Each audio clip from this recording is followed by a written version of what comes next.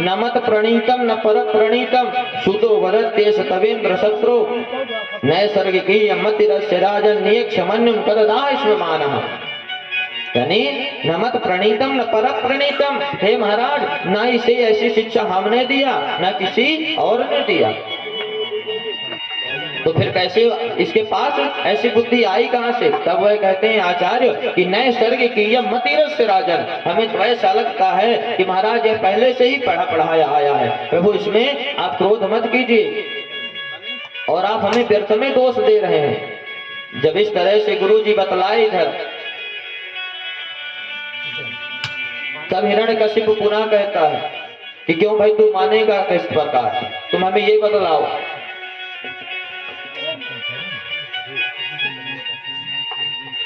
तो जब इस प्रकार से वह बोला कि तुम मानोगे किस तरह से, तब कहते हैं प्रहलाद जी के पिताजी, भक्ति हमें कभी छोड़ना नहीं चाहिए।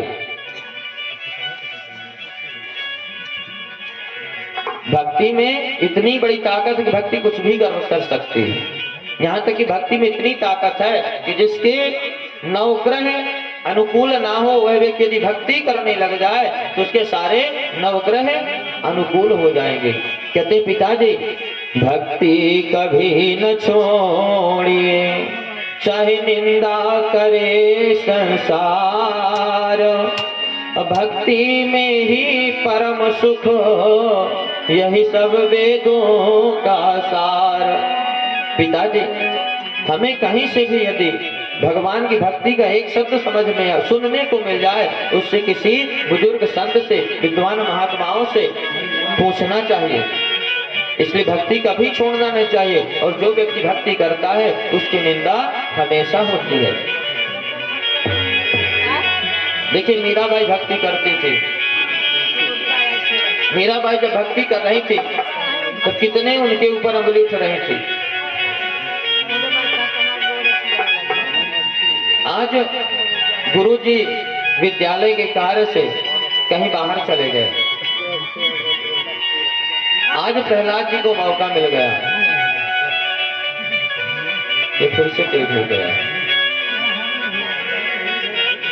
तो आज जब गुरुजी बाहर चले गए,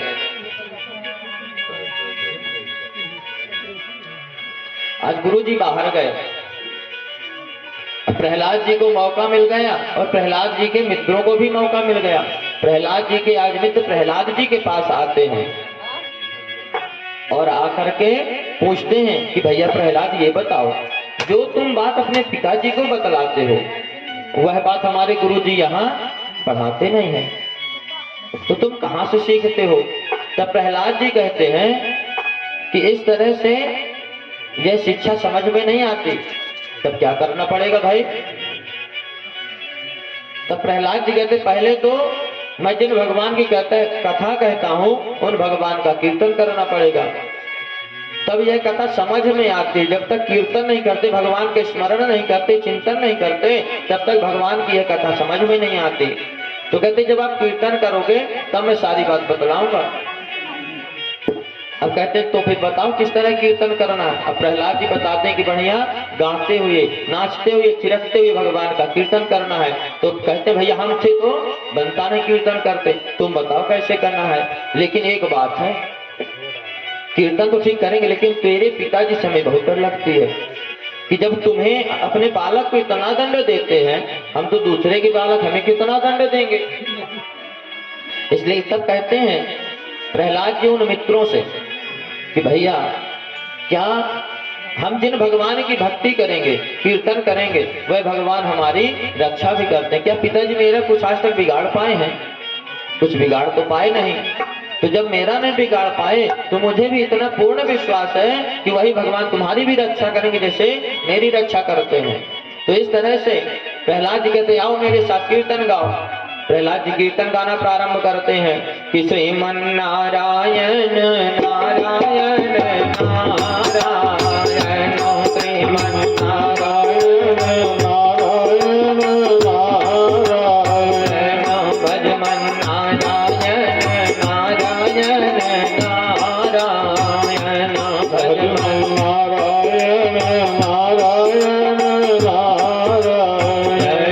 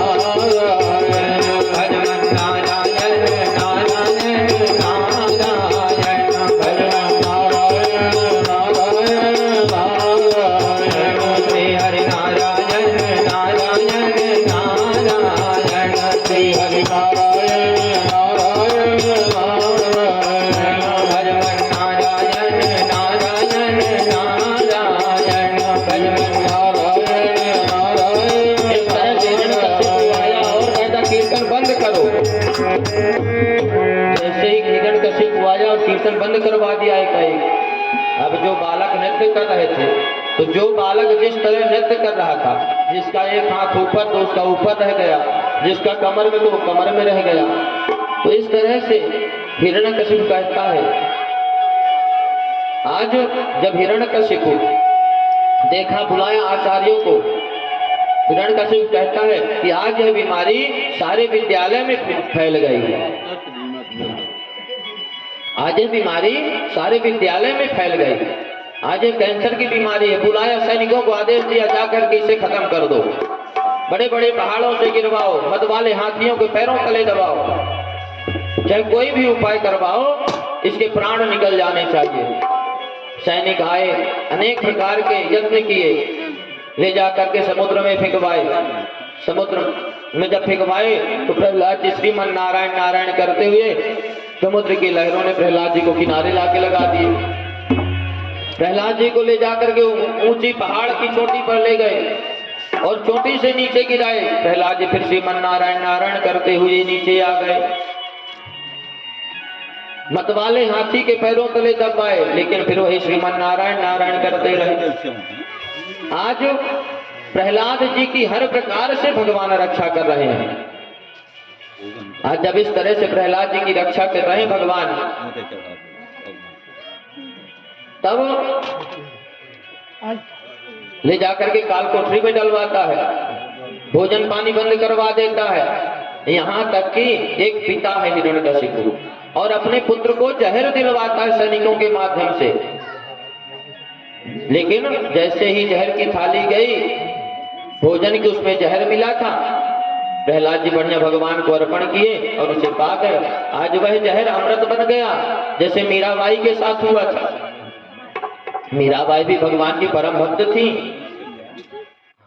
जब इसके बाद भी नहीं मरे प्रहलाद जी, तब एक सैनिक कहता है कि महाराज मुझे एक युक्ति समझ में आती है। क्या?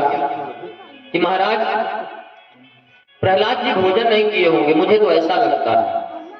क्यों ना अब की बार भोजन में जहर मिलवा करके महारानी कयाधु के हाथों से भेजा जाए, तो माँ का स्नेह है, पुत्र को प्रसाद करवा देंगी, भोजन करवा देंगी।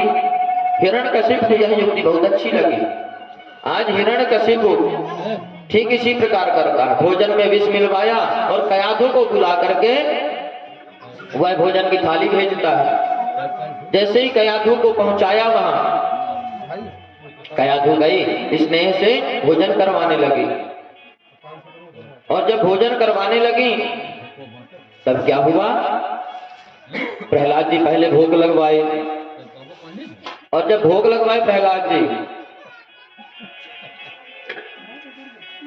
तब पुनः भगवान को अर्पण हो गया वह प्रसाद। अब पुनः पा लिए, आज वह फिर से भी समृद्ध बन गया। आज प्रहलाद जी को भोजन करवा करके कयाधु आ गई। अब इधर हिरण्यकशिपु बार बार पूछता कि देवी प्रहलाद को भोजन करवाई हो? हाँ स्वामी, बहुत भोजन तो करवाई, अपने हाथ से करवाई हो। जी स्वामी, अपने हाथ से, लेकिन आप पूछ क्यों रहे? तो हिरण्यकशिपु कहता है कि स्वामी मैं बार बार इसलिए, हिरण्यकशिपु कहता है देवी मैं इसलिए बार बार पूछ रहा हूँ कि क्या पता काफी दिनों से भूखे थे प्रहलाद, तो भोजन हो गया है कि नहीं, तब तो नहीं पड़ा। सैनिकों को भेजे, जाओ जाकर के देखो। लेकिन प्रहलाद जी दूसरी तरफ अपनी भक्ति में आनंद थे। अब क्या किया जाता? हिरण्यकशिपु मन में विचार करता है कि एक जो हमारी बहन होलिका है उसे बुलवाए, वह अग्नि में जलती नहीं, होली का त्योहार भी आ रहा है, तो होली के त्योहार में इसे होली में बैठाया जाए। होलिका को बुलवाया गया, जो भगवान वरदान की चुनरी दिए थे वह चुनरी उड़ा करके बैठा दिया गया। और जब चुनरी उड़ा करके बैठा दिए और उसकी गोद में प्रहलाद जी को बैठा दिए, प्रहलाद जी भगवान का कीर्तन करने लगे। होली में आग लगाई गई। आज वह होलिका जो प्रहलाद जी को जलाने के लिए बैठी थी, आज वह होलिका जल करके समाप्त हो गई। प्रहलाद जी पुनः भगवान का नाम लेते हुए बाहर आ गए। यह किससे हुआ? भगवान के नाम से। भगवान की कृपा है। बोलिए भक्त वत्सल भगवान की। तो जब इस प्रकार प्रहलाद जी आ गए, अब दूसरे दिन, होली के दूसरे दिन किसका त्योहार होता है? धुलेरी का। तो जो होली की राख थी उसी को उछाल करके बालकों के साथ खेलने लगे। लेकिन और यह त्योहार किसका है? जो होली का त्योहार फगुआ जिसे हम आप कहते हैं, वह किसका त्योहार है? मिलन का त्योहार है, स्नेह का त्योहार है। जो हम रंग लगाते हैं वह स्नेह रूपी रंग एक दूसरे को लगाते हैं। लेकिन आजकल ऐसे पवित्र त्योहार को हम आप बर्बाद कर दिए हैं। ऐसे पवित्र त्योहार को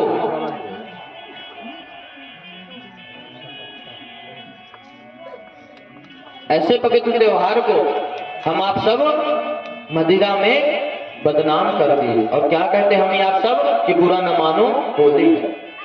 आज किसी के पास प्रेम रह नहीं गया, स्नेह रह नहीं गया। लेकिन प्रहलाद जी पहले वह जो राख उछाल रहे थे वह प्रेम से स्नेह से उछाले सब एक दूसरे के ऊपर। लेकिन हिरण्यकशिपु जब इस तरह से खेलते हुए देखता था तब हिरण्यकशिपु को उतना क्रोध आता था। एक दिन हिरण्यकशिपु प्रहलाद जी के पास गए, कहते हैं क्यों भाई ये बताओ तुम्हें किसके कारण इतना घमंड है? तब कहते हैं पिताजी ये जो इस शरीर के अंदर निर्विकार आत्मा है वह आत्मा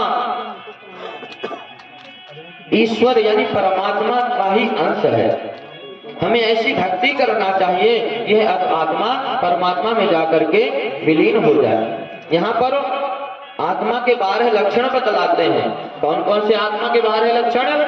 कि आत्मा नित्यो व्ययः शुद्ध एकः क्षेत्रज्ञयास्त्रयः अविक्रियः स्वदृक् हेतु व्यापको संयज्ञनामृतः। यहाँ पर आत्मा के 12 लक्षण बतलाया जाता है। कौन कौन से हैं? आत्मा नित्य है, अविनाशी है, शुद्ध है और आत्मा एक है। यह क्षेत्रज्ञ है यानी भजन करने वालों के लिए है। आश्रय है, निर्विकार है, स्वयं प्रकाशमय है। यह आत्मा सबका कारण है, बड़ी व्यापक है, असंग है, किसी का साथ भी नहीं करती और आवरण रहित है। यह आत्मा के 12 लक्षण बतलाते हैं। और तीनों ही कालों में वर्तमान, भूत और भविष्य तीनों कालों में यह आत्मा अजर है, अमर है, अविनाशी है। जब इस तरह से उपदेश दे रहे प्रहलाद जी अपने पिता को, तब प्रहलाद जी से हिरण्यकशिपु कहता है कि हे दुर्विनीत मंदात्मन कुल भेद कराधम। अरे कुल भेदी नीच, तुम्हारे कुल को बर्बाद करने वाला हुआ है, तुझे आज मैं जरूर दंड दूंगा। ये बता तू जो मेरे सामने यह जवान चला रहा, किसके बल पर जवान चला रहा है? प्रहलाद जी कहते हैं बड़े प्रेम से पिताजी न केवलम में भवतस्य राजन सवै बलम बलिनाम चापरेशम। पिताजी ब्रह्मा से लेकर एक तिनके तक सब में, छोटे में, बड़े में, चर में, अचर में, प्रत्येक जीवों को भगवान ने अपने वश में करके रखे हैं।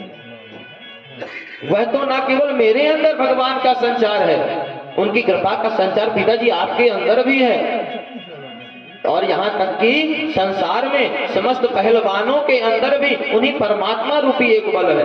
भगवान एकादश स्कंद में कहते हैं कि जो पहलवानों में बल है वह मेरा स्वरूप है। इसलिए पिताजी जहिया सुरम भाव मिमम पमात्मनः, ये पिताजी आप यह आसुरी स्वभाव त्याग दीजिए और अपने मन को सबके प्रति एक भाव बनाइए। समम मनोध्वस्व न संति विद्वेषः, आप सबके प्रति समान भाव से देखिए, प्रत्येक जीव जीव पर दया करिए।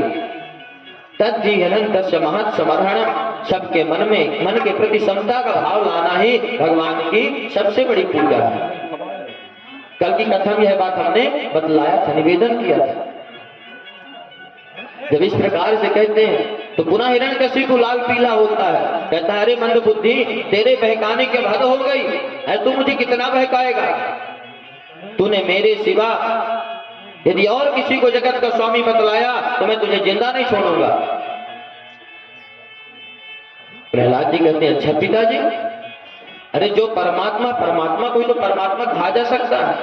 अब यदि आप अपने से कोई हद से अपने आप को भगवान मानने लगे तो क्या भगवान उसे सब कोई मानेगा?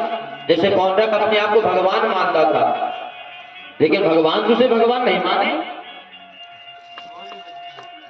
जब इस तरह प्रहलाद जी बोले तब हिरण्यकशिपु कहता है आज मैं तुझे दंड देकर के मानूंगा, बता तेरा परमात्मा कहाँ है। प्रहलाद जी कहते पिताजी अरे हमारे परमात्मा ये कुछ ही कहाँ नहीं है, अरे हरि व्यापक सर्वत्र समाना, प्रत्येक जगह जगह कण कण में हमारे परम परमात्मा है। हिरण्यकशिपु कहते तो फिर दिखाई क्यों नहीं देते। प्रहलाद जी कहते हैं पिताजी इन दो आंखों से, बाहर की आंखों से परमात्मा का दर्शन नहीं होता, परमात्मा दिखाई नहीं देते दो आंखों से, तो फिर कैसे दिखाई देते हैं। प्रहलाद जी कहते पिताजी प्रेम से प्रकट हुआ ही मैं जाना, जहां पर हमारा प्रेम प्रकट होता वहीं से परमात्मा प्रकट हो जाते। अब तो जैसे इस तरह प्रेम भरी बातें प्रहलाद जी बोलते, हिरण्यकशिपु और क्रोधित होता,